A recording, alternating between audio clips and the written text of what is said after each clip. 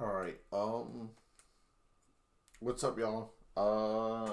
Pretty much what I'm going over in this little snippet of a video is the Rabbit R1 generative UI again. After using the custom voice in that video, I decided to go ahead and mess around with the UI again to get like an interface that I do like. I am more of a dark theme type person.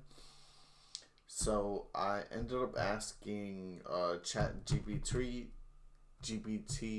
the O3 mini model, what good uh, like UX UI or visuals that would complement the Rabbit R1's actual like look and its interface, and it ended up suggesting to me.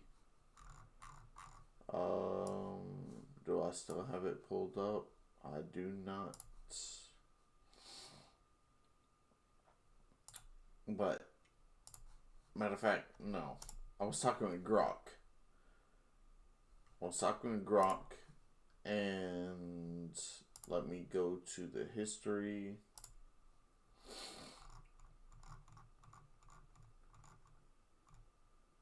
So, with my knowledge of web design, glass morphism is cool. Clay morphism is one that I found out. It's pretty much the reverse of neomorphism. And the bento box grid style, that's a web design thing that they've been using recently with websites because it makes everything more concise and condensed. And of course, the CRT screen glow effect for the people who grew up in, like, I think the 80s with the little, like, and 90s ish kind of visual effect. And I asked Grok 3,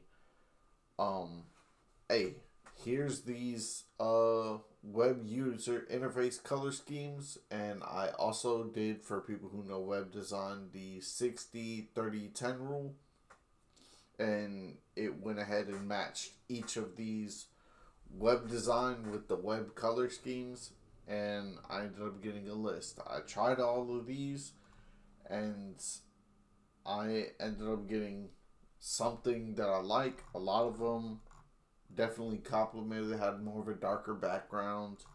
The clay morphism was more of a cream background.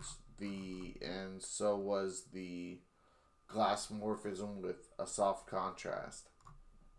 So y'all might want to go ahead and ask really any of the LLMs, hey, what type of graphics user interface or GUI would complement or be great to have in the use of the Rabbit R1, and give me the color schemes that would go with it. Whatever it suggests, copy and paste it to the side, and then again, neomorphism, the CRT screen glow effect, clay morphism, and glass morphism. The bento box one didn't really work as far as, like, because the UI is pretty stagnant. You're not like moving it from a mobile device to an iPad to a desktop. So the UI is just like that there. It's stagnant within this device. And yeah, that's pretty much it. Have fun.